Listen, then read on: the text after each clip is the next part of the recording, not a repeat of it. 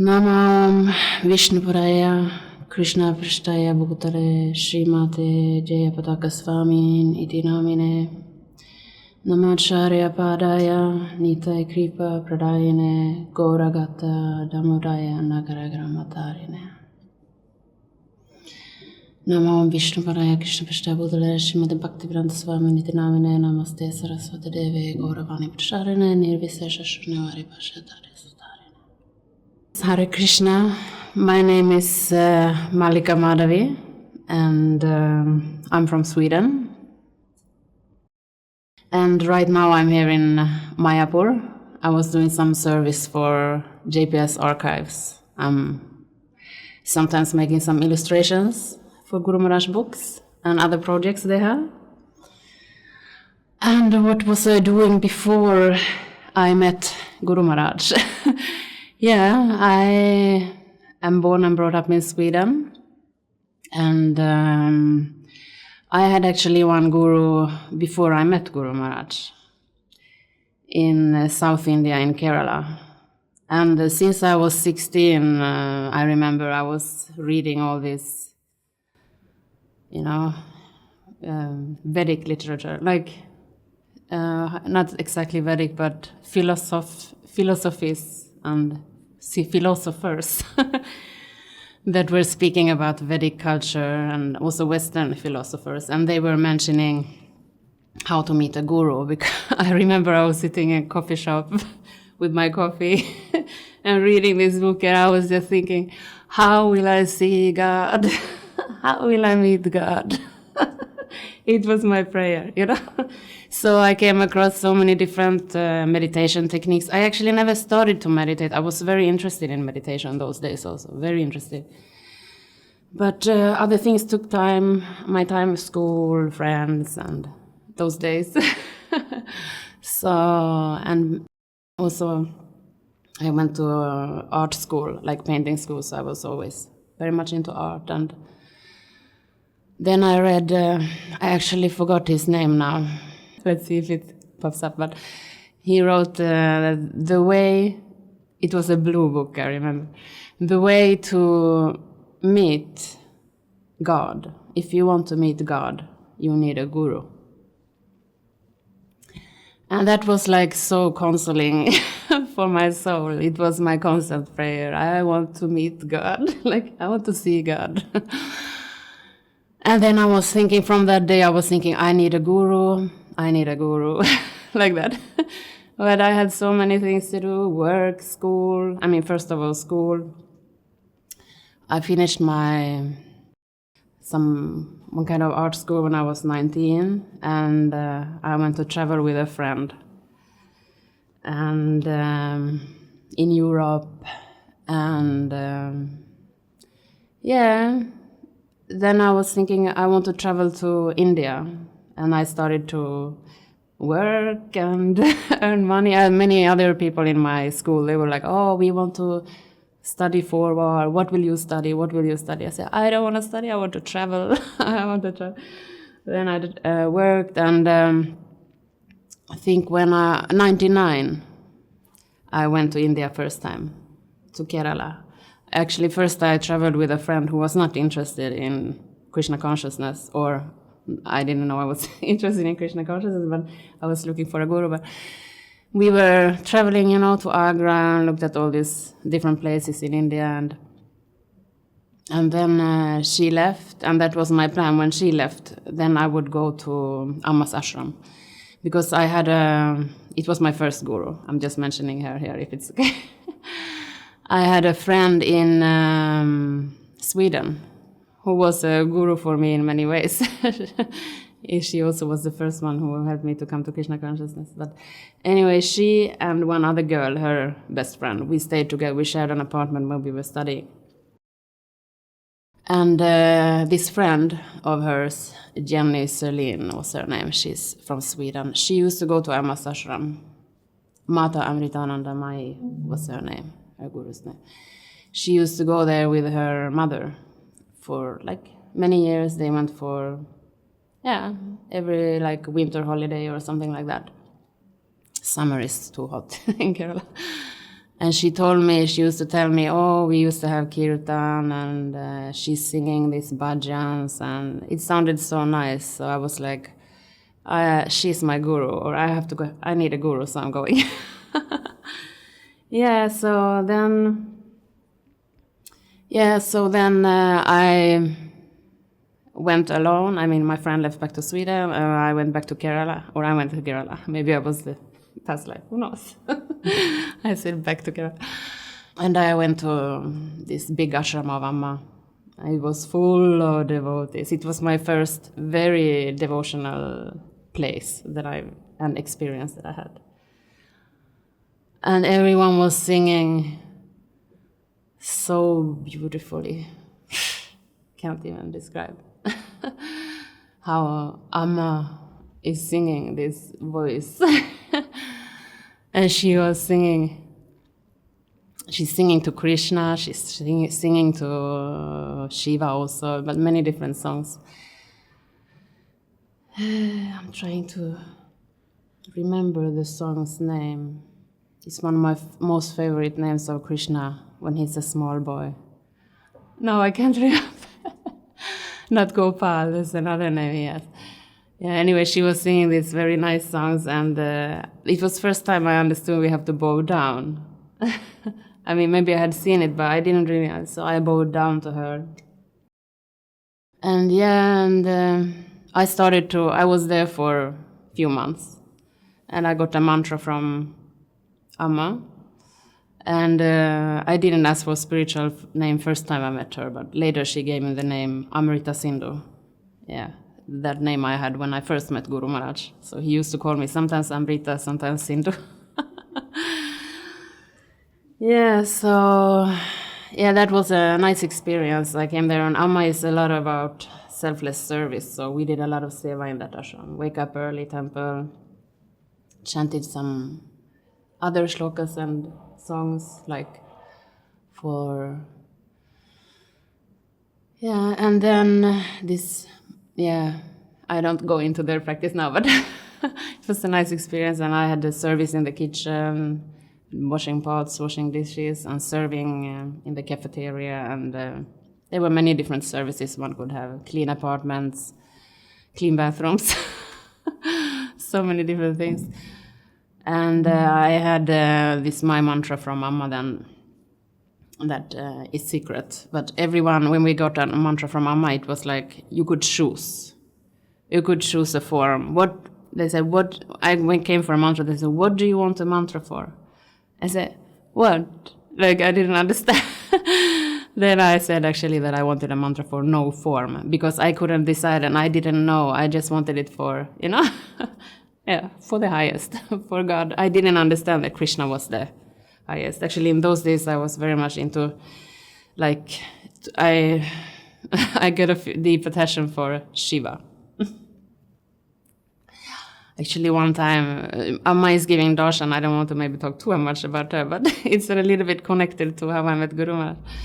So she gives darshan all night long, all day, all night. People come. She doesn't even move. She's like, and her skin also became dark here from the rubbing all the people. She's very amazing.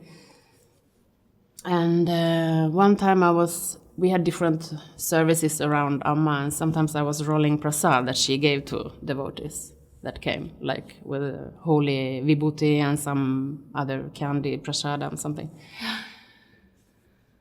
And actually one time, this was in a travel with Amma. We used to travel with her in North India and South India. I was with her 7 years. I came and came to work in Sweden, came back, traveled with her. And then suddenly Amma disappeared, and I saw Krishna's form from here to here. In front of Amma, she had a very shining belt. She was dressed as Devi. She had Devi Baba, like the Divine Mother, where she has some special, you can feel she has some special powers there. And then I could just see that shining belt, and I was thinking, wow, that looks just like Krishna's belt. Like it was shining like diamonds, And then like Amma disappeared from my view, and I saw Krishna, and I saw only the orange garland he had, and his body was blue. That's why I knew it was Krishna in that way. It's like I saw his body, like the muscles in his body and the stomach. It was like waves. Yeah, it was like waves. So it was also, and I heard about one other Mataji who had the same experience, but about Shiva. So I was a little bit, why didn't I see Shiva? Because I was so much into Shiva and I love Shiva. Then so maybe Amma wanted to show me that I should go more into Krishna's path. And then I was very much into Shiva, so actually one Shiva Yaratri we were having kirtan in Amma's ashram. And all night, some devotees. And at one point we all started to scream at the same time, like, ah! It was like Shiva came, and actually it was so painful because I felt like he was squeezing my heart. It felt like, like stop, but same time it was so, blissful. Then I asked Amma for permission, and she did like this. I wanted to go to Shiva's mountain, I have heard of it, Arunachala, to meditate. So then I started to go there. I went to Amma a little bit, then I started to go there and meditate because I felt in Amma's ashram I didn't feel like I couldn't go so much inside. It was so much service, and I felt I wanted to meditate, maybe from past life, I don't know. So I started to go there. And I was very attached to Shiva, and that's when this period of my life I met Guru Maharaj in Sweden, when I was in Sweden. I went to Govindas. Okay, so then I can start with the next part, how I came to Govindas first time. Yeah, first of all, when I was 16, I actually bought Bhagavad Gita because I used to go to a friend in Stockholm, in Sweden, and visit her. And sometimes we met devotees on the street who were distributing books. And we were talking to them a little bit, and I had seen something in TV, those days we had TV. Now everyone has their phone, mobile. About Hare Krishna families, how they lived. It was very interesting for me, like the children, like they were Swedish children. They found a small bird that had died, and they were singing Hare Krishna to that bird, and it was so touching for me. Like, I felt like, no one's speaking Swedish. Yeah, I felt it was so interesting, and also I met one of my brother's friends who stayed in our village for a while. He was also talking about Hare Krishna, and even once I remember he had some feast or something, some celebrating something. So we were all sitting on a bridge in the water and singing Hare Krishna, like small memories like that. How Krishna was somehow in my life. And I didn't mention that when I was small, 4 or 5 years, or 6, 7, I don't remember exactly, but we had a Bhagavad Gita book in my house. So somehow the devotees had found their way to my... Prabhupada had found his way to my home, even. And it was there for a few years only in my house, because I remember I was quite small. I used to lie on the hallway floor, like, where I remember the door and the entrance, and I used to look at the pictures. I mean, I didn't read those, maybe I was too small to read. But it was really inspiring for me. Maybe that's why I also like to paint for spiritual books, because I feel it's giving something, some effect, at least had for me. And I was looking at this picture with a yogi with these long, long nails. I was thinking, wow, I want to go there. I was thinking, oh, this world is so full of plastic. It's not like in the old days. Like, it's not so, I was thinking it's so ugly. Sorry. Not ugly, but I was thinking I want to see this old, I didn't like modern things or house, I don't know. And then, and there was another book. Oh yeah, it was those trees that the illustration about we can live in different lives. Like one is tree, one life we were a tree, one life we can, this different. And I used to sit in a tree. I was thinking, I wonder if I was a tree in some life, like that. Yeah. So those days, somehow the books came into my life there. Yeah. So. And then I bought my Bhagavad Gita when I was 16, and I tried to read it, but I bought it from some nice devotees, one Mataji and Prabhuji in the station. They were always selling books there, I think, and we met so many, and we were always talking to them a little bit, and it was really interesting. And then I sat on the train, and I wanted to read that book, and saying it was Bhagavad Gita. I was thinking, oh, it's so difficult. So many difficult names, and because I was not used to read these Sanskrit names, so I gave up a little bit. But it was always there, and I was thinking, I want to read that book one day. Yeah. And then when I became a little bit older, when I was in school in Stockholm, one of my friends visited me, the same friend that had introduced me to my first guru, Amma, by her friend who knew Amma.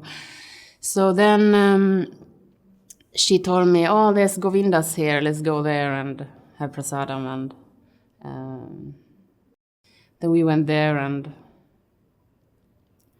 ordered some prasadam, and the Mataji who was serving, she's from India, but she stays in Sweden.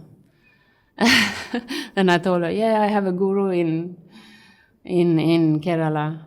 Oh, she's on the material level. She said, but now of course I understand how she was thinking, but it was a little bit, what is she saying?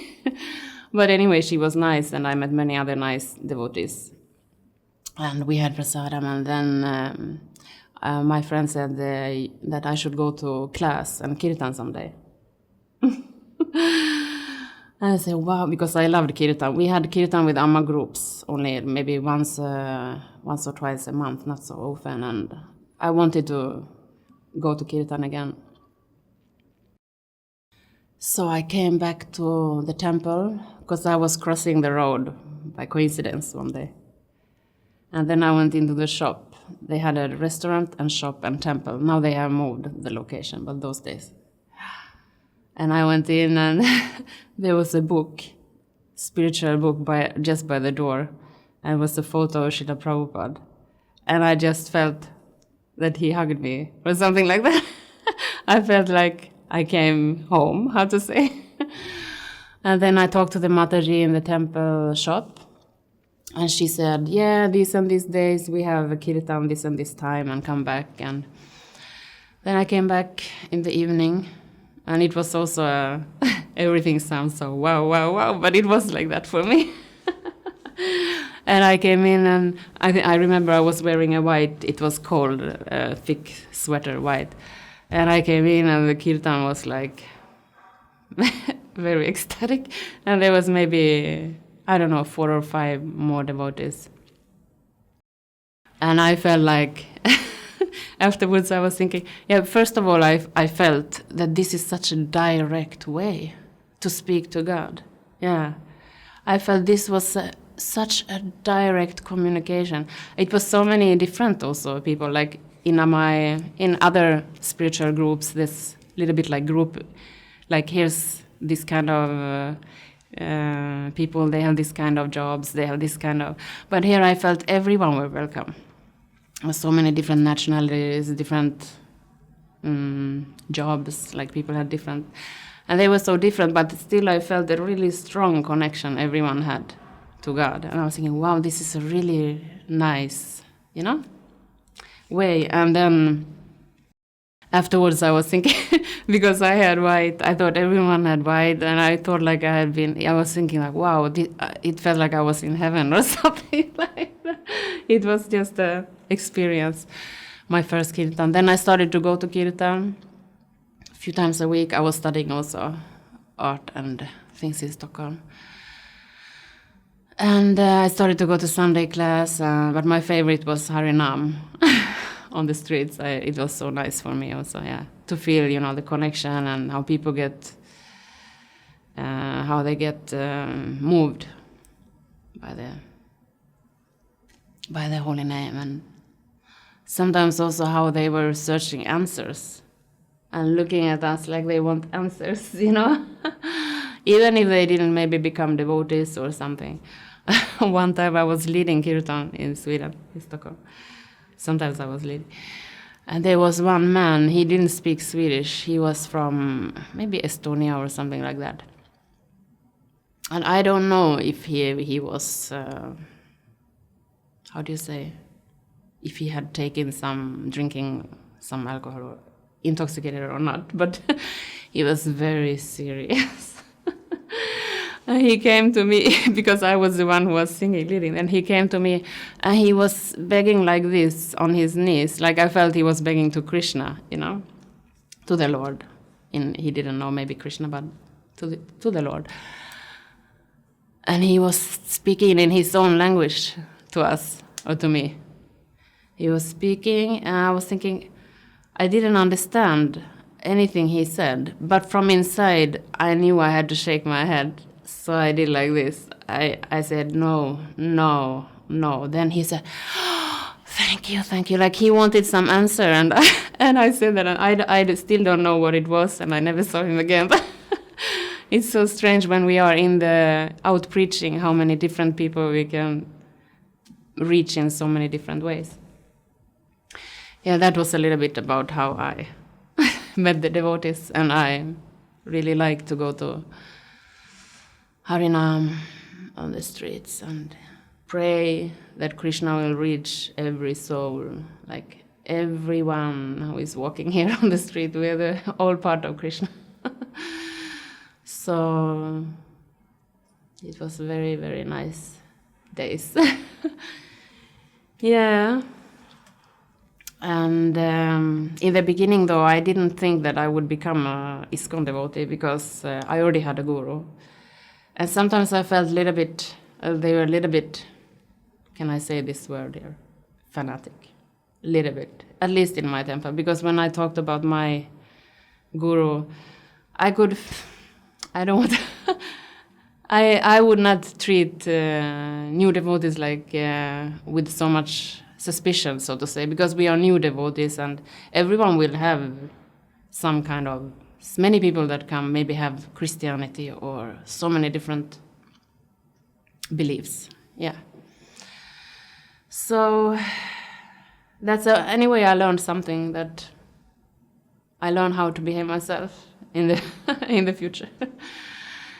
Yeah, so I don't know where this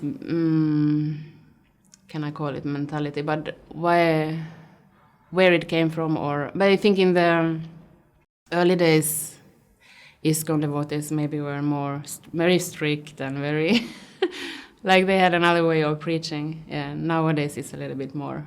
Yeah. And I heard that Prabhupada said that the most important thing when new people come is our friendliness. That's how we will catch them or invite them to a pleasant Krishna conscious life. Like start with prasadam, friendliness, and all of that. And I had that too. I had very nice friends also in the temple in the beginning. People that really believed in me. I came there with a different guru, and I so much participated. And for example, temple president's wife in Sweden, Tapas Prabhu, his wife, Lajavati, she was always so much believing in me, and that really, I really appreciated it. And so, yeah, somehow she was right that I became a devotee. Or trying to be. Yeah, how did I meet Guru Maharaj? It's also... I was working in Stockholm, in Sweden, and I took care of old people, sometimes in their houses, and I was studying also art, and I think I was studying art those days. And I just came to Govindas for evening class. I thought it was just a normal evening class and kirtan. But Guru Maharaj was sitting there. And I sat down in the back of the class, in the back of the temple, by the door. And Guru Maharaj was speaking about Mayapur. He showed photos of Mayapur on the, what do you call it, on the wall with this projector. He said, who has been in Mayapur? And he wanted to inspire devotees to go to Mayapur. Yeah. And I could feel like waves of love. It was like rolling from Guru Maharaj's heart in my heart. I was thinking, wow, what a guru. I mean, I had met some gurus by then, but I felt it was something special. And then in the middle of the class, Guru Maharaj said, who wants to talk to me after class? And I raised my hand. Because when I was with Amma, my first guru, I felt there was not so much time to speak with her and to ask questions. And also one time I asked her about my sadhana. Because I had my mantra, I wanted to know exactly how many rounds should I chant every day. But she just rolled the paper back and gave it back to me. Like she didn't want to. Sometimes she doesn't answer some questions, and she was not so much strict on sadhana like that. So I was always thinking I want to meet a guru who I can sit and talk to, who I can have maybe kind of a personal relationship with. And then I was sitting there, I was like, wow, I will be able to talk to him soon. And then he went to sit in the restaurant there in Govinda's. And I was hiding like this. There was a big pillar. And I was hiding like this, looking at Guru Maharaj. Not hiding, but I felt a little bit shy. And everyone was talking to Guru Maharaj. Not everyone, but some others, his disciples and some other Prabhu, they were gathering the table. And I didn't say to Guru Maharaj, I was just thinking, I want to speak to you. Then Guru Maharaj said, this lady here, she wants to speak to me. And then I came to sit down.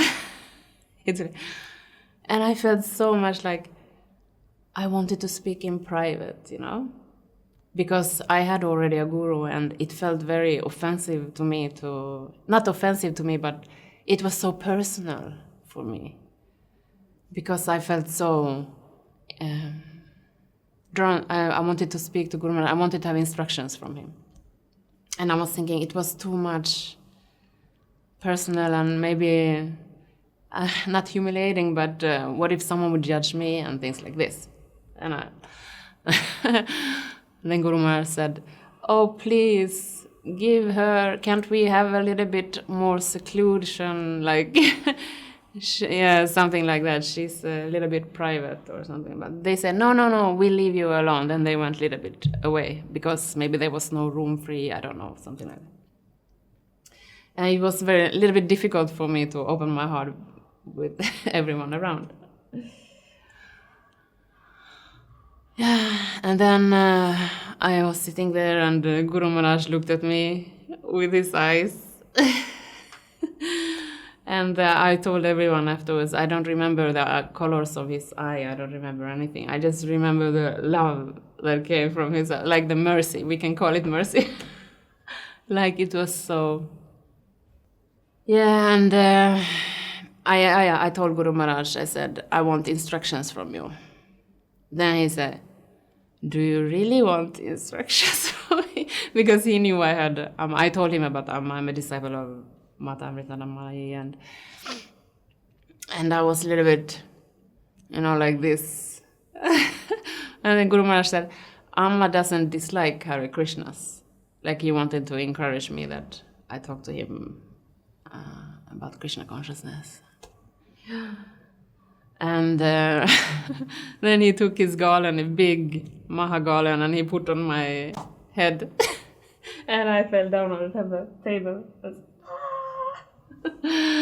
I was crying, because maybe the soul was crying. I don't know. It was maybe he wanted to remove some confusion from me. And yeah, he was very merciful. And as I told you, I asked him, or I told Guru Maharaj, how can we tell him anything? But I said, I want instructions from you. And then he said, chant 8 or 16 rounds, read Bhagavad Gita, and come to Mayapur. So it was maybe not any special instructions he would tell anyone, but then I said, okay, fine. Then from that day I started to chant 16 rounds. But still I was chanting my Amma's mantra. I didn't let it go totally first. And then also I was reading Shiva's 1,000 names every day, which I also continued. But I kind of added Krishna consciousness into my practice. And of course, 4 principles, like sometimes I was drinking coffee and things like that. So I started to follow the whole procedure. And then, I felt really blessed by having this conversation I had longed for so long time. And also when I was 16, when I stayed with my friend who also introduced me to Hare Krishna, I used to tell her like, oh, I miss someone, I long for someone, he is so big, he is so safe, like I could see like a big stomach in front of me. I don't know. And then when I met Guru Maharaj, then I understood it must have been Guru Maharaj. Like somewhere the memory was built, that maybe memory from the future. So I started to chant these rounds, and also then he told me to come to Mayapur. And I had already planned a trip, because I went every yearly. So I went to Chennai, Tiruvannamalai, where I used to meditate in the caves, in the mountain. Arunachala is like a mountain of Shiva's light, a pillar of light. And also I met Amma, my first guru there in Chennai, just to make sure she was okay with this procedure. And I came for darshan. And actually with her, you don't need to use words, as I believe is the case with Guru Maharaj also. He knows whatever we're thinking. So. And then I came for a darshan, for a hug. And I asked, then she felt I wanted to say something. Then she looked at me, kept me like this. Like, what do you want? I said, like just with I didn't want to speak it loudly because it was also personal. And so I said, is it okay if I go with the Krishna consciousness for 100%? Then she looked at me like, of course, what are you waiting for? I mean, not with these exact words, but I got her blessings. And then I went to Mayapur. Yeah, so then I came to Mayapur first time. And everything was empty, no devotees. I had a guest house outside, I went there. Then I came to Mayapur and I was thinking, where are everyone? And they said, oh, it's a Panihati festival. Yeah. So, then I was sitting by the Srila Prabhupada in the temple. I didn't know where to go. And then Guru Maharaj came from Panihati. I came up to him and said, I met you in Sweden. I don't know if he remembered me or not, but he said he will have a class on the roof. And he said, come to my roof later on, I'll have class. And he said, oh, my feet, they're full of khichdi I've been serving in, this festival. I said, okay. Then in the night I went up to the roof. And after the class, I don't remember exactly, but I was speaking to Guru Maharaj. Some of us were sitting in a line. And then I came to Guru Maharaj, and he said, she's a yogini. Like, I didn't tell him that I was sitting in the caves in Arunachala. It's like he knew it. It's incredible. Yeah, and then I had only like a Punjabi, where in Amma's ashram we had a mostly Punjabi, like Punjabi salwar suit, how do you call it? With the long white dress, pants, and a chadar. Then Guru Maharaj said, I'm going to safari. There was some kind of safari meeting. He said, will you come to safari with us? Like that. I said, Guru Maharaj, I don't have any clothes. I don't know. Because I had planned to go to Rishikesh to learn Shiva's dance. I was like, Shiva, Shiva, you know. And then he said, no, you can buy a gopi dress.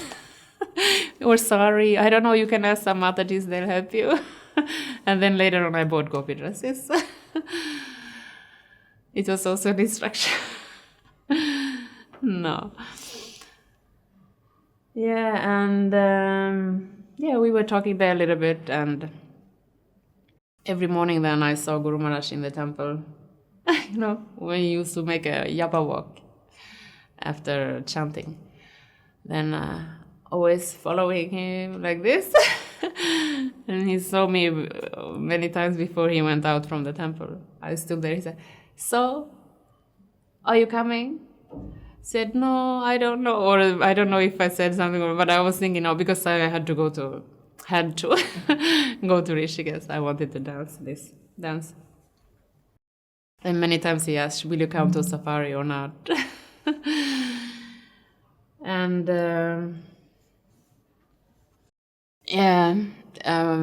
it was also connected to that one, the first Guru Puja I went to in Mayapur. I didn't know what Guru Puja was. Like, it was in the beginning. Like, everyone started to run from the temple.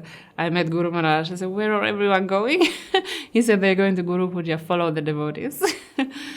Then I went there, and I didn't know what to do. Like, I didn't have any flower to give to Guru Maharaj or anything. And then I was in the line, and I came to Guru Maharaj. I felt a bit stupid. I didn't know what to do. Then he gave me a big pink or red flower, or he gave me that. I said, oh, okay. Thank you, Guru Maharaj. And then I went to stand there by the devotees. And it was raining a lot outside. Then Guru Maharaj's servant came to me. He said, Mataji, Guru Maharaj wants to see you. I said, okay. And I went to the backside of the Gada building there. And Guru Maharaj was in the car because it was pouring down. And they said, go in the car. So I went in the car, and there was that safari leader, I forgot his name, Prema, before Marichi, Prema Chaitanya. Yeah, he was there. And Guru Maharaj, they always wanted me to come to safari, you know. So Guru Maharaj, he took his golem, like he did in Sweden, you know. Again, put on my head, and I started to cry. I was screaming out, like, I think Guru Maharaj wanted to remove the last confusion I had. And then we went with the car to the Lotus building, where Guru Maharaj lives, on top of that. It was raining so much, and Guru Maharaj went up with the umbrella and the servants, and I went to stand under a small roof. I was afraid to follow Guru Maharaj. I didn't want to disturb him, so I was standing there for a while. Then I felt, no, I should go. So I went up the stairs, and he was standing there on first floor. Then he said, we will miss you. Because they were just about to leave to safari. Then I said, Guru Maharaj, I'll miss you too. And he said, so come. So then finally I decided, I said, okay. So then, Prema, now again I forgot his name. Premananda, yeah. He said, yeah, I saved a seat for her. So then I went to safari with Guru Maharaj. That's one of the memories before initiation. And another memory is on the safari. When we were walking on the platform, it was like everyone was running. Oh, we were on the same safari. Yeah, you and your family. Everyone went to their bags, you know, check out the bags. And I was like, I was just, I wanted to just stay around Guru Maharaj. Then I was just praying on the platform. Like, I was praying, Guru Maharaj, I don't want to come back to this material world again. Like, I was praying, like, please don't make me, don't let me be born here again. You know, all these relationships, all these hardships, all this, that. So please, Guru Maharaj. I mean, I didn't say anything. I was just inside my heart. I gave a distance. Guru Maharaj was on the other side of the platform with his servant, one servant. And then I was just walking there praying. And Guru Maharaj came to me. He was so big and strong these days. He came walking, you know how he was walking like this, like the wind around him like this. It was so, he said, I pray you go back to Godhead this lifetime. He said, so that was a really nice memory for me. Another memory from Safari. Everything is from Safari. Yeah, like when I met Guru Maharaj, it was like my brain stopped to function. I was like, where is Guru Maharaj? Where is Guru Maharaj?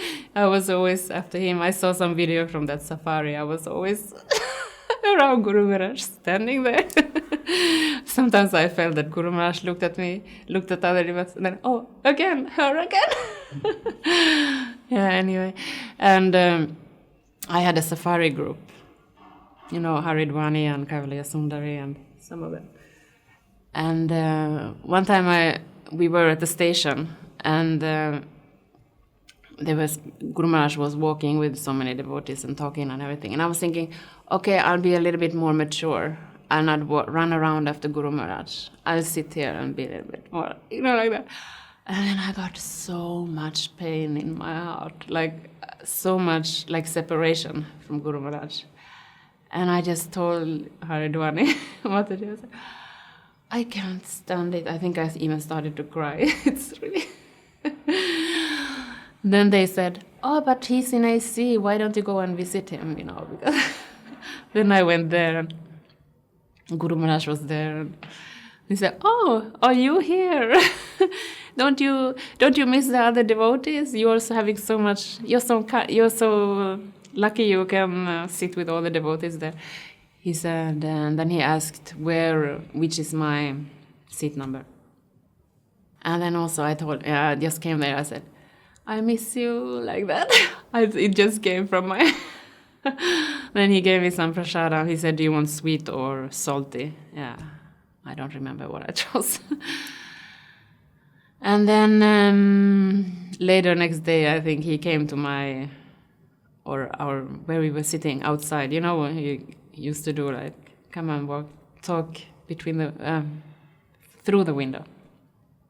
And he came and spoke to us, how is everything, how is it going? And so he's so kind, he's always so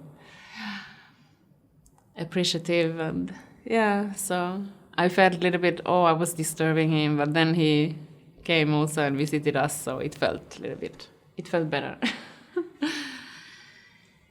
Yeah, and I think it was the next day in Safari. We were it was day after Ekadashi, and everyone got some piece to break the Ekadashi.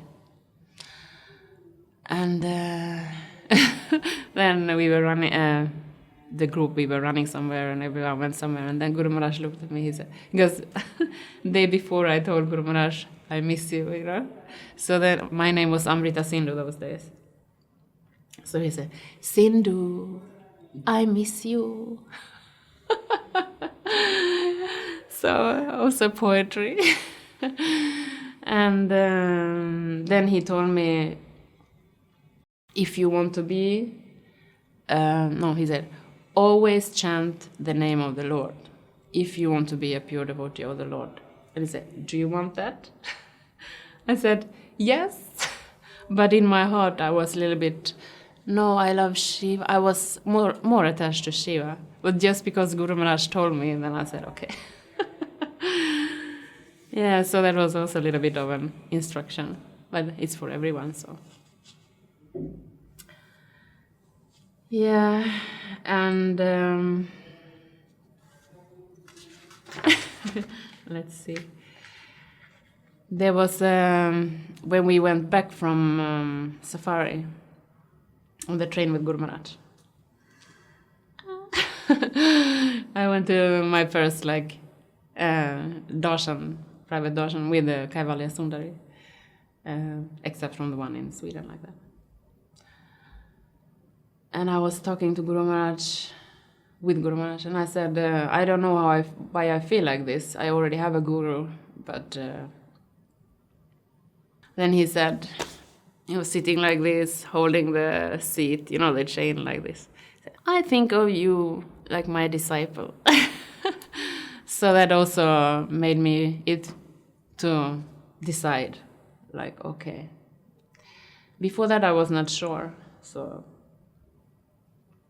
And he said, I can take shelter in Mayapur. Yeah. So when we came to Mayapur, I took shelter in Jagannath Mandir. Yeah. Those were the days. Yeah, and also later that evening, I met Guru Maharaj. He gave me a garland, and I was a little bit thinking, when will I get initiation? When will I get initiation? Then he said, okay, now I have given you shelter. I'll come to Sweden in this and this after how many months, I don't remember, and I'll give you initiation. I said, so it's like me, always in a hurry with everything now. Yeah. And another pastime before initiation, one more that I'll share. A little bit about Guru Maharaj's capacity to know everything. I did his laundry in Korsnäs Gård, where he stayed in Sweden. And I remember he had some blueberry spot here, and it didn't disappear, and I was trying to... It was okay. Nobody complained, but it was really hard to remove. And then I was hanging his laundry in the laundry room. I was thinking, oh, Guru Maharaj, I want to hug you. And I hugged his kurta, this. And then next day, or same day, I don't remember, me and my, Janava Karunamai, we had a darshan with Guru Maharaj together. We were speaking to him. Then in the middle of the darshan, he was sitting like this, hug! So it was like reciprocation. Yeah, so I got my hug back. We got. Also that interview, I was sitting like this.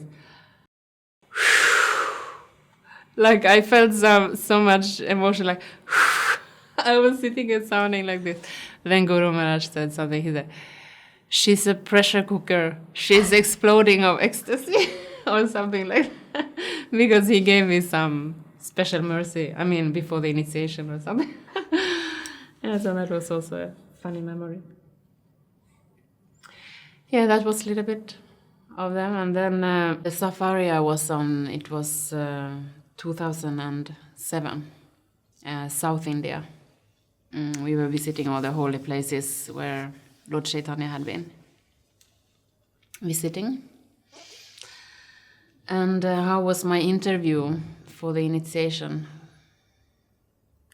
It was, I remember both interviews, went very fine, it went well, and first initiation was Tapas Prabhu, a temple president in Stockholm. And I got this list what to study before, and then he interviewed me there in Govindas.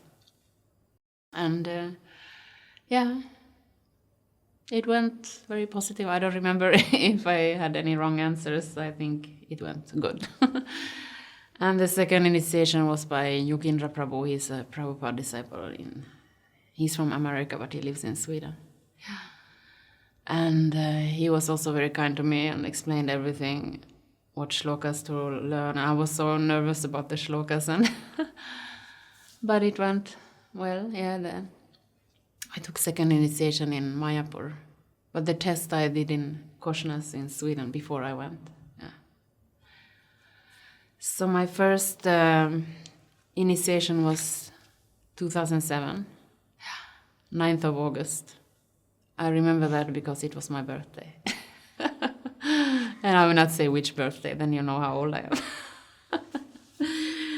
And my second initiation was on Radhastami, 2013, here in Mayapur.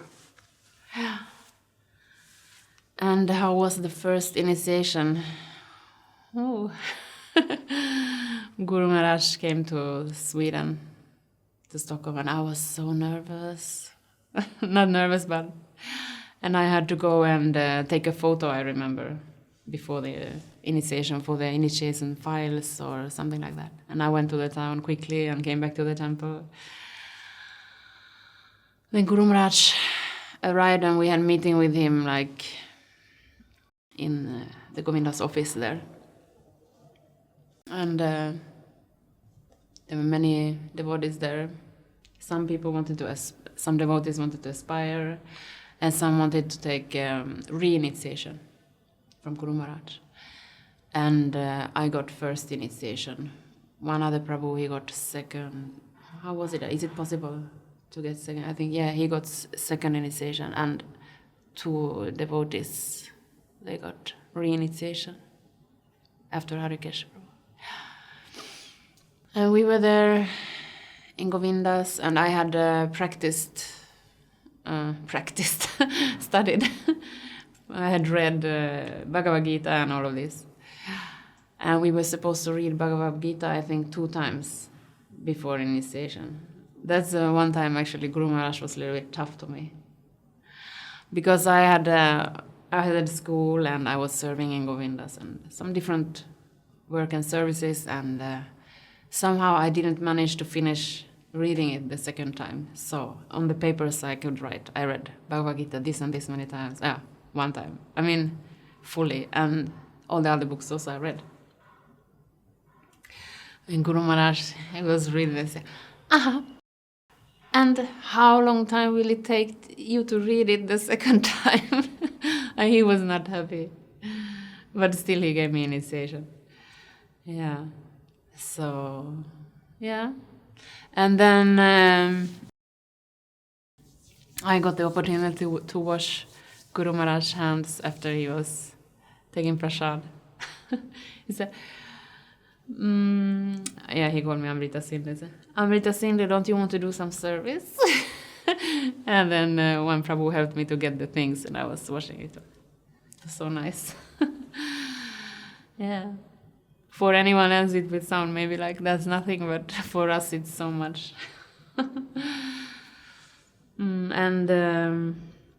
There was many people in the temple, so many devotees, and Guru Maharaj was there, talking to everyone, giving his time to everyone like always. So many devotees.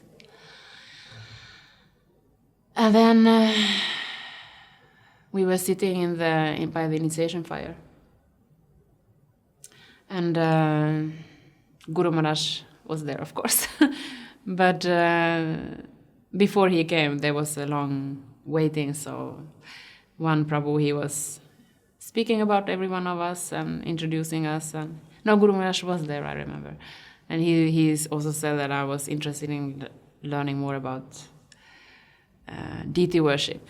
And then one Mataji said that I was very friendly. It was also nice to hear some positive things about me before initiation.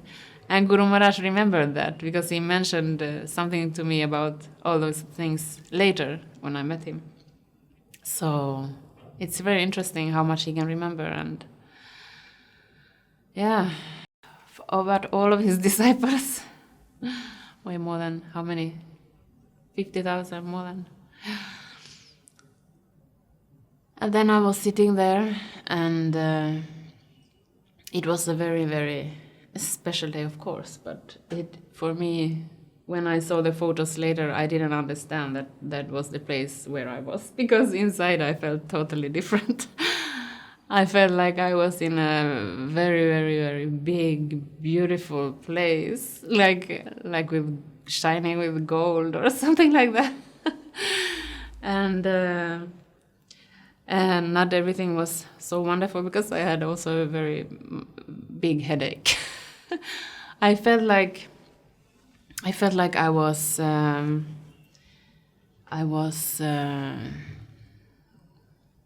pressed in a grinding mortar. You say like that? Correct English. And I felt like it was like a really, really much pain, but really, really nice experience same time. So it was really an experience. And then when Guru Maharaj wanted to give me the beads, he does that to everyone. Maybe he was took them back like this. I remember that. That was the first initiation, and then after the initiation fire, he did like this. Come. When we were walking around there. And I came there and I said, first he told me, he said, I want to see you go back to Godhead this lifetime. Like he said it, that was first time. And another time he said the same thing. He said, I want to see you go back. Then later on I was thinking, maybe I met Guru Maharaj in other lives, but I really couldn't make it. And then I said, how can I please you, Guru Maharaj? And also first I was crying. He said, why are you not happy now? I said, Guru Maharaj, you are leaving tomorrow. And then I said, how can I please you? He said, help other devotees to be serious in their Krishna consciousness. And even today I don't really know how I can help. But of course I help when I can, or when I talk to devotees. If they have some problem, I always try to help them. And so let's see if I can please him or not. And second initiation was here in Mayapur on Radhastami. I wanted to become a pujari in Sweden, so I came here for an initiation, and then I went back. That time we didn't have time to speak to Guru Maharaj so much. There was so many devotees, of course. And it was a very nice experience. Like an ocean of devotees. We were sitting there fasting all day, and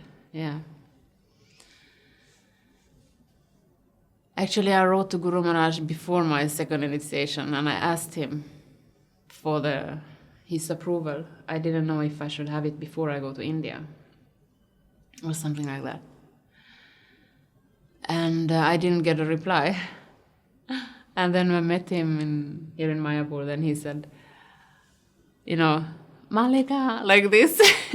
He remembers everything. He said, I saw your email, but I didn't have time to answer. Something like that.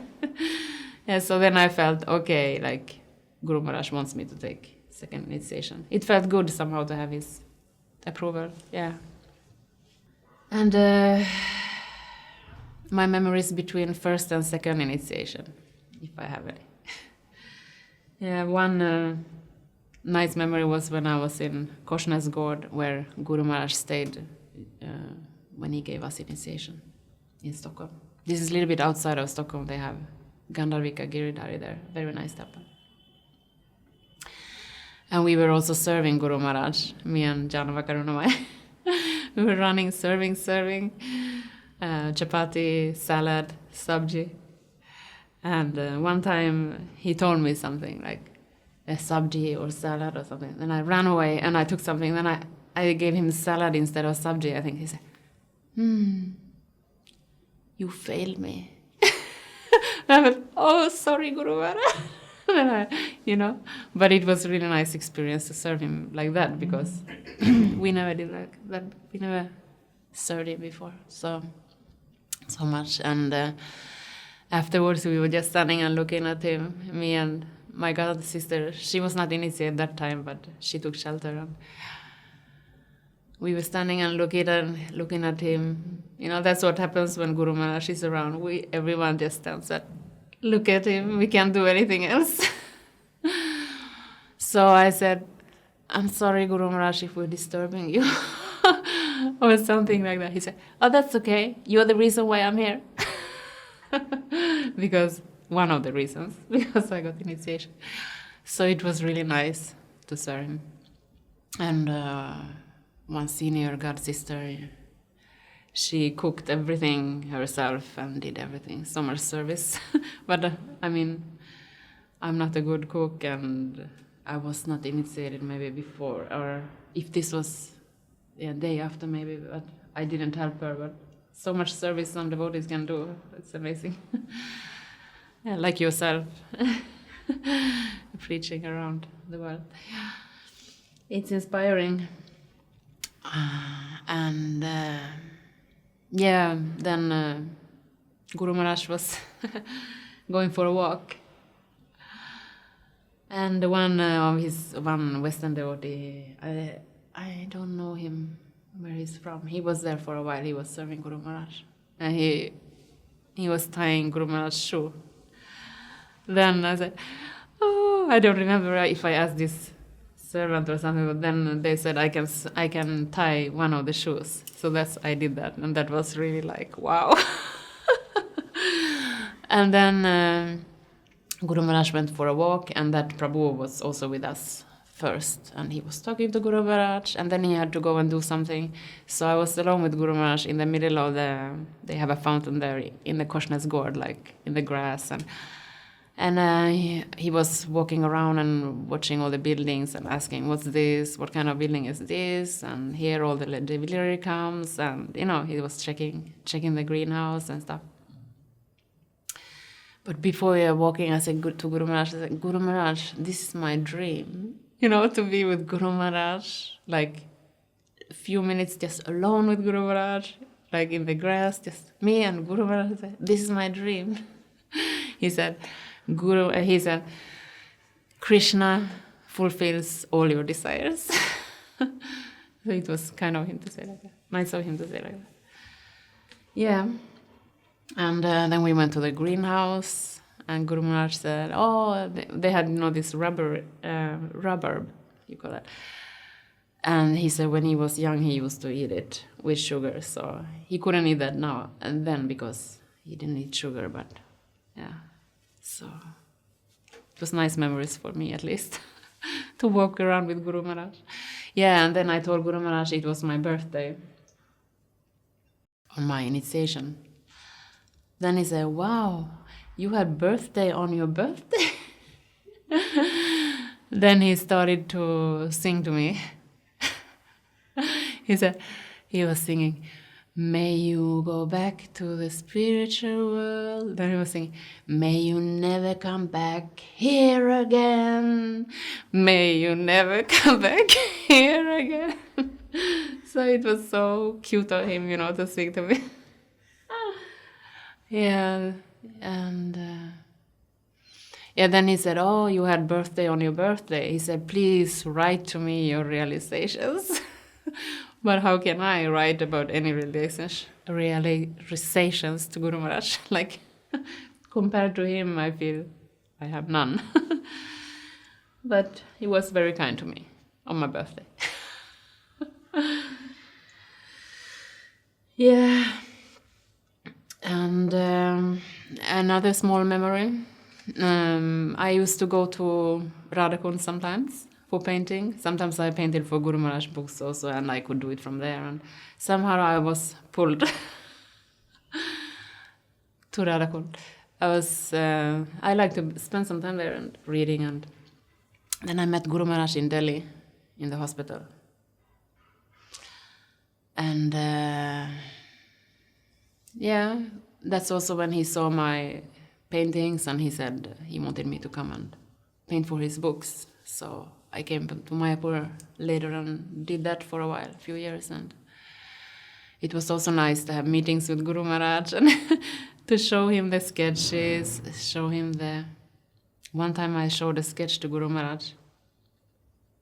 And I had such a headache. I suffered from headaches, and now, after a few years, now I'm older, I went to the doctor, now I know why. Some problem with the neck and the nerve system here.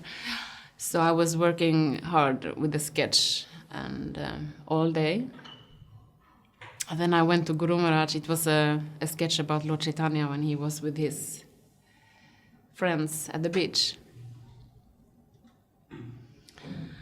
And I felt like I was on the beach. I could hear the voices on the beach. You know, when you're on the beach, you hear small voices everywhere.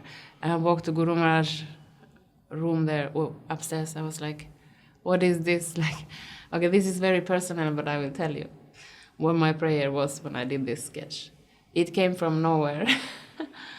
I was praying to Guru Maharaj. I said, Guru Maharaj, I could die for you. I don't know if I said I want to die, but I could die for you. I didn't know how to. It was some kind of prayer that came from my heart, and then I went to show Guru Maharaj the painting, sketch. I have a photo of that. And then Guru Maharaj was looking at the sketch, and he started to do like this. His shoulders were shaking. I was thinking, what's going on? But he didn't show me anything that he was crying. But I showed him the sketch, and we were talking a little bit. I went outside. Then one servant from South America, I don't remember his name now. He came to me. He said, "Mataji, you were the one who showed me the sketch. Showed Guru Maharaj the sketch." No, I said, "Yeah." He said Guru Maharaj was crying 10 minutes after that. And he gave me his napkin with the tears from Guru Maharaj, and somehow that's lost now. Anyway, maybe Guru Maharaj, got the... And it's a little bit personal, but actually Mayapur is wonderful. We have so nice times here, but actually once I did not have such a nice time here because I was a little bit disturbed by one so-called devotee. There was a man, and I actually told the guards that he is too much. He was a little bit too much disturbing me in the temple. When I was chanting, when I was everywhere, walking around me in circles, and it was too much. And one other senior Mataji was also harassed, but she was too afraid to say though. So, yeah. It was difficult because we were not so many that complained, so nothing happened. So I think I went to Radhakund, I came back. No, that was after I went. So one time I was actually, some people in India, in India, everywhere in the world, there are some demoniac devotees. And Guru Maharaj also mentioned this later, but it's like I got poisoned. They had put... Yeah, I was in the Mangalarati that day. And from Nishingadev's side, I could hear so softly in my heart, "Pack your brushes and leave." And I had a service for TOVP, some movie for the Dome. And I wanted to stay, but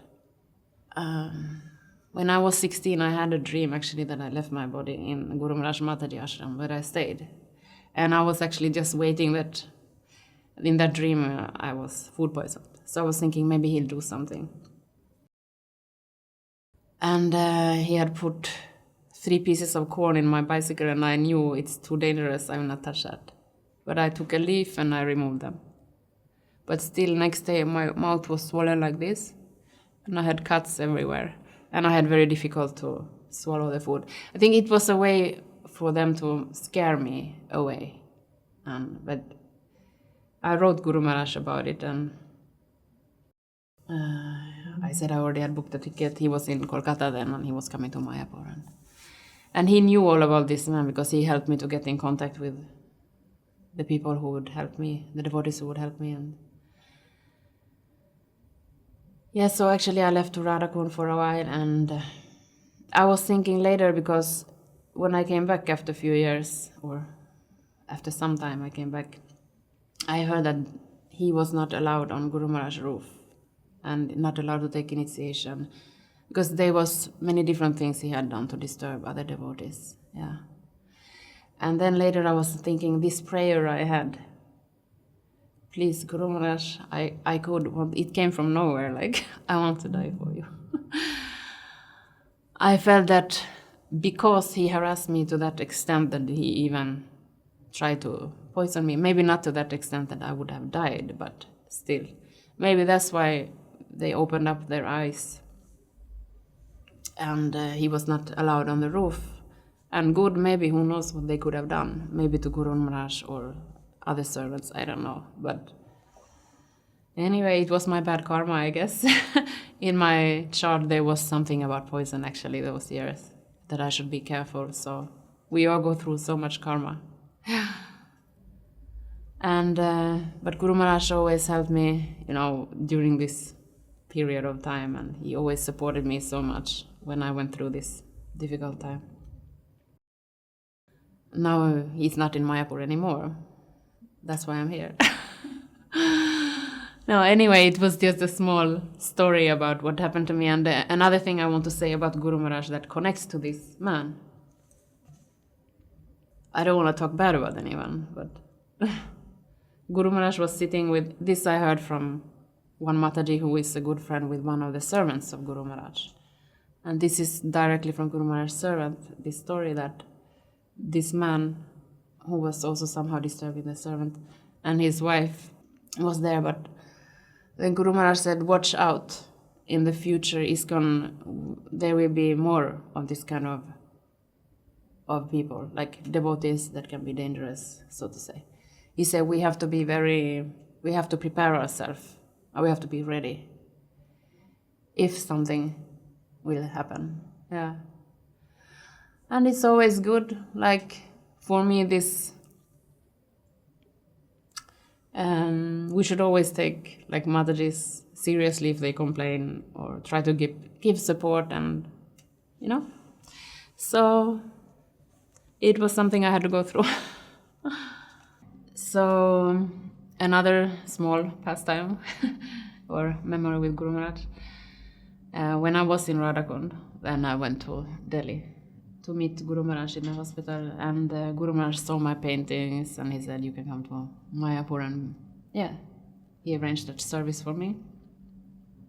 He also asked me if I wanted to get married, like he had a suggestion of one Indian Prabhu who is staying in Australia, but somehow it didn't happen because the marriage bureau here, they didn't find him. And he said, I have one disciple in Australia. He is taller than you. Then he started to laugh like this. And then it was like, I saw Guru Maharaj, sometimes his eyes, they shift. And you can see he can see something, like he can see something else. And this time, now, a few years after, I believe he saw my future. Because he was laughing. He said, he's taller than you. Then he started to laugh. I mean, not that he was laughing, but I am married now, and my husband is shorter than me. So I don't know, somehow I feel that Guru Maharaj knew that I would marry someone who is shorter. It's like a personal thing, but I felt that from him. Another time about Guru Maharaj, small thing. We were I was in Vrindavan, and I was thinking I want to do some service there for a while. They had some Mataji Kirtan in Prabhupada Samadhi. And I needed initiation letter, recommendation letter from Guru Maharaj. And I was here in Mayapur for that. And he had some servants, and I was trying to get a time with him, for meeting about this letter. And I had a darshan time and everything. Then suddenly Guru Maharaj had to leave in advance. He was going somewhere. I was thinking, oh my God, how will I get my initiation letter? And then I went to there's a Hanuman monkey near Bodhgat, Navadvip Ghat, that I pray to sometimes. I feel some connection with him, and even his face is changing sometimes, I feel, when I'm praying to him. And I prayed, please, I want a darshan with Guru Maharaj. Please help me. And then somehow Guru Maharaj have to leave before my darshan time. So I had the phone number to one of his servants, and I called him in the car. And I said, Prabhuji, I had a darshan time with Guru Maharaj now. And then he said, okay, you can speak to Guru Maharaj now. Then I was talking to Guru Maharaj. I said, I need a recommendation letter. I want to do some kirtan in Prabhupada Samadhi, Mataji Kirtan. And then he said, okay, I can do that if you want to serve in Vrindavan for some time. And then we were speaking a little bit for a while. And then in the end of the phone call, he said, wait, why is there a big Hanuman monkey crossing the road right now? And I said, oh, Guru Maharaj, I prayed to Hanuman that I will get your darshan. So it's so incredible how he can connect everything and understand everything. Yeah, so that was a nice. And about my first time in Mayapur with Guru Maharaj. As I told you, I was in Arunachala before I came. Yeah. And as I mentioned, Guru Maharaj told me to come to the roof, and I felt he was so friendly and merciful, and that's how I could relate to him in the beginning. Like also in Sweden when I met him, and you have this relationship book, Siksha, or you can write what kind of relationship do you want with Guru Maharaj, and we could fill in some boxes, and one was like a relative or something like that, and I filled that box. So I feel later he was really like that. He was like a relative. He was so kind and caring, like he's to everyone. So I already told that story about the kitri and everything. Yeah. And then there's another point, instructions from Guru Maharaj. Yeah, so the first one I mentioned was after my initiation, when I asked him personally, like, what can I do to please you? Like, is there anything I can do? Then he said that help devotees to be serious in their Krishna consciousness. Yeah. And I didn't get so many personal instructions, and another one was because I used to go to Radhakund. So he said, I can do that. I can come and go. But he said, don't stay there like permanently. Yeah. So at least I have an instruction that I'm allowed to go there, come and go. And during the first class here in Mayapur, on the roof, it's still a little bit, it was Guru Maharaj during the class, he was looked straight in my eyes like this, and he said this sounds a little bit strange, but in middle of the class, just like that, he said one thing and just looked at me like an instruction. And I was thinking, still today I'm thinking, was that for me? Or was that for everyone? So somehow I can say it's an instruction. Yeah, but it's a little bit personal, so I'm not too personal, but since I'm not sure it's not for me. Yeah. And if I have any other memories, after my initiation, we were collecting the dakshina, and everyone was putting their so many bills, because they love Guru Maharaj so much, they just want to. And then I came to Guru Maharaj table in Govindas, and I just put all the Lakshmi on the table like this. He said, wow. And he was speaking to some devotees about health, something about fruits and how to eat this and that, something. And I was like, I just wanted to stand there and look at Guru Maharaj, because now I had so much separation from him when I had collected the dakshina. I said, oh, I just want to see him. Like he was leaving the next day. So just then, one Mataji, a senior god sister of ours, she came. Can you help me with something in the kitchen? And then I went and I helped her, and I don't remember sweeping the floor or doing something. We did something, or if I had to help her put something in jars, I don't remember exactly. We did some smaller service there. And I didn't tell her anything, but inside I was like stone, My heart was really broken. I mean, the separation, it's incredible how we can feel so much separation. And I was just, I can't explain how much I was suffering inside. Then I came back to Guru Maharaj and I was like this. He said, it's nice that you helped your senior god sister with service in the kitchen. Yeah, but it was really painful. The pain of separation.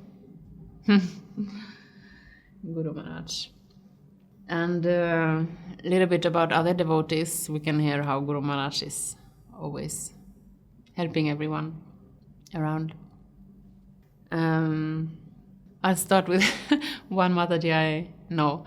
She stays in a house with the devotees in Sweden, and sometimes she doesn't have time, to go to Mangalarati, and she's up too late and chanting like this.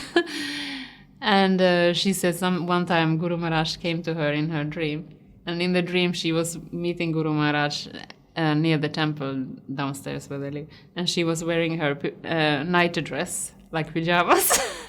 Imagine how she felt in the dream to meet Guru Maharaj. So he inspired her in the dream, just like that. He came and it's good to go to Mangalarati, all of this. It was such a sweet dream somehow.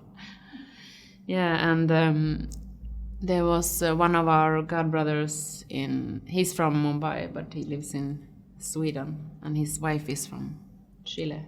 Now they live in Chile, I think. But they used to have a very nice sadhu sangha in Sweden. His name is Acharya, something like this. I don't remember. Now they lived many years in South America, so I don't remember his name. But her name is Govinda Nandini now. She's a disciple of Radhanath Swami. And Guru Maharaj went to their house once. This was before I met Guru Maharaj. And Govinda Nandini,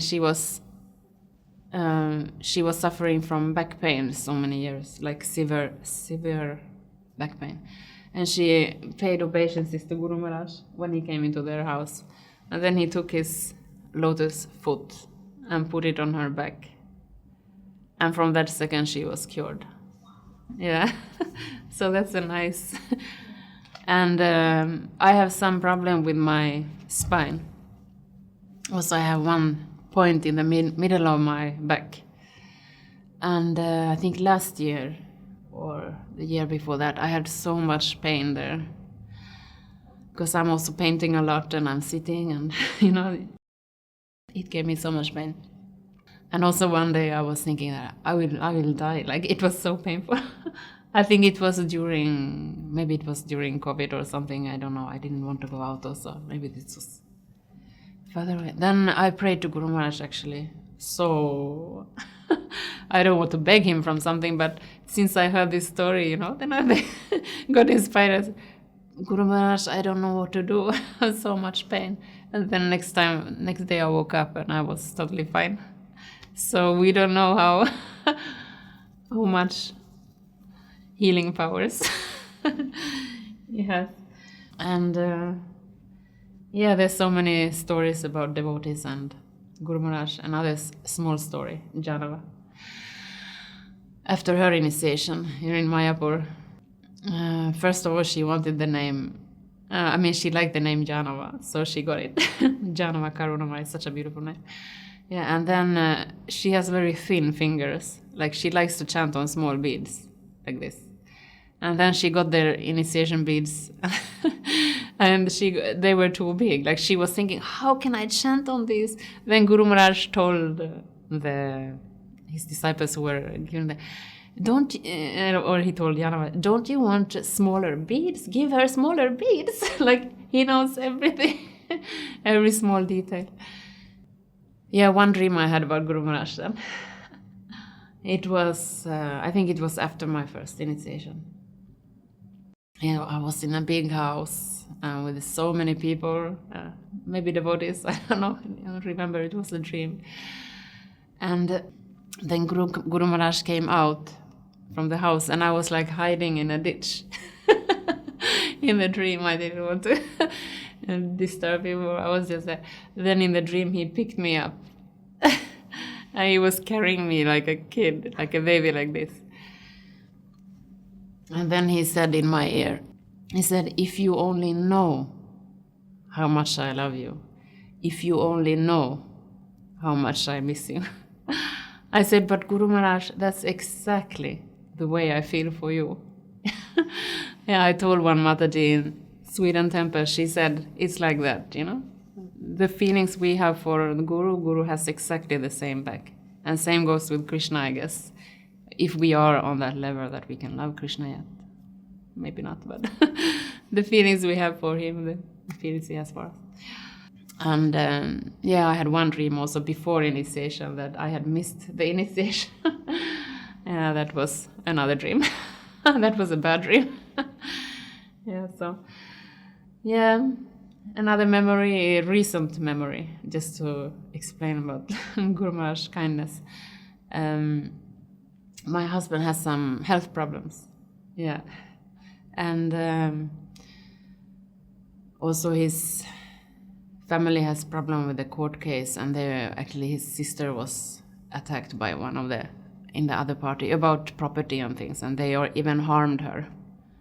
And her leg, she got problem with her leg and attacked her. And Guru Maharaj, I wrote him an email, and after he read it, his eyes were like filled with tears. And I was also afraid that they will take my husband's life because I had dreamed about it last year.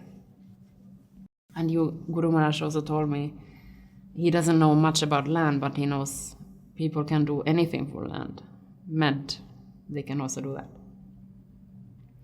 So he said, pray to Nishingadev every day and say, if it's his wish. He said he's praying every day. Yeah.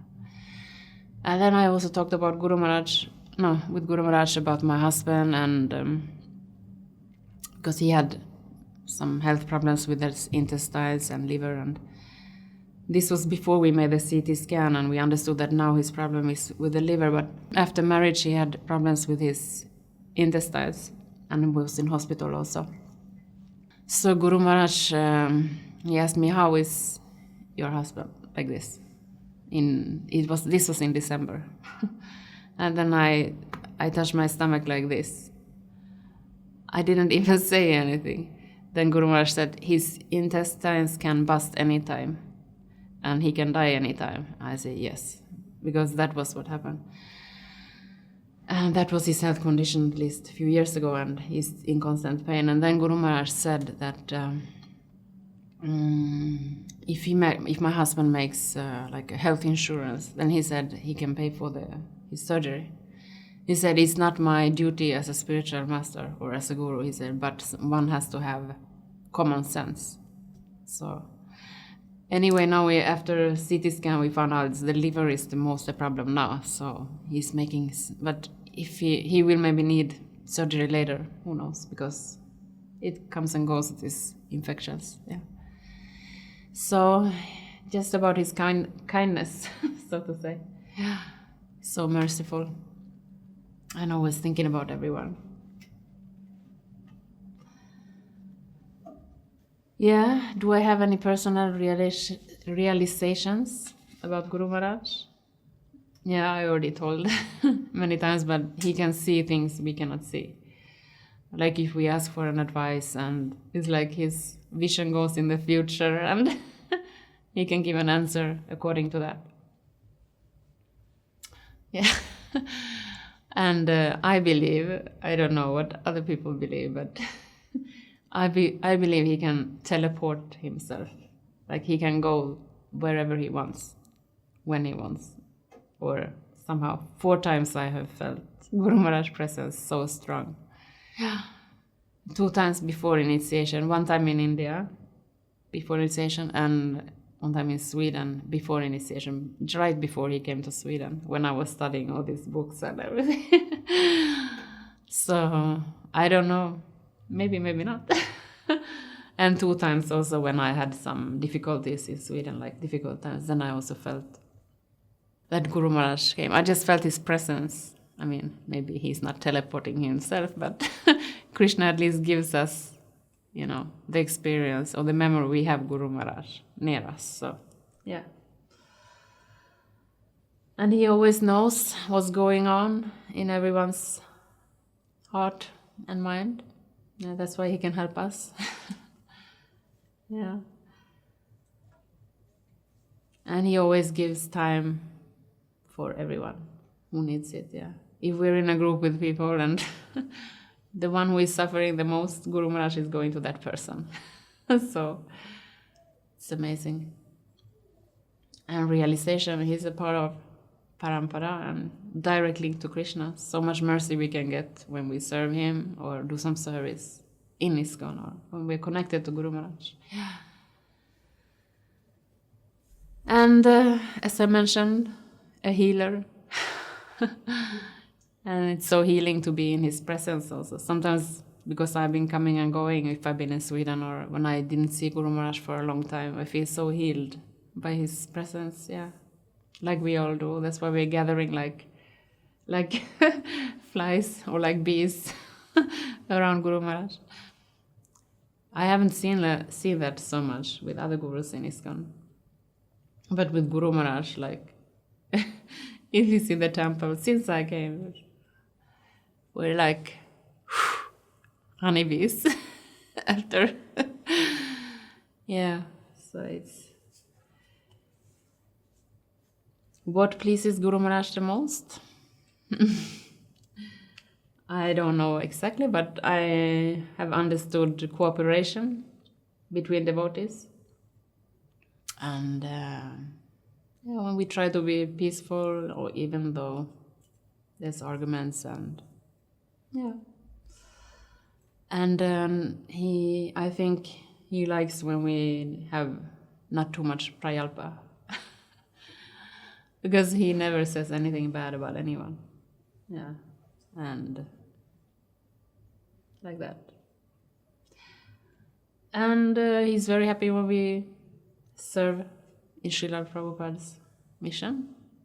Anything we can do, any small thing, any big thing, anything. I think all of that is the same, pleasing to him. And also if we have a nice service attitude, of course, it pleases everyone. But and about Guru Maharaj and Srila Prabhupada. I don't know, Prabhupada was here to save us on planet Earth. Yeah. So I think Guru Maharaj is here for the same. I feel Prabhupada gave the mission to Guru Maharaj a little bit. I mean, to everyone, of course, but yeah, I feel Guru Maharaj got it quite on his shoulders. And also, like Prabhupada said, Guru Maharaj is eternal associate of Lord Chaitanya. Yeah, so I would like to say who I think Guru Maharaj is, but I don't think I can because... No, I'm joking, but yeah, that's what I had to say about Guru Maharaj today. Forgive me for any offense. And Jai Shri Lord Gurudev.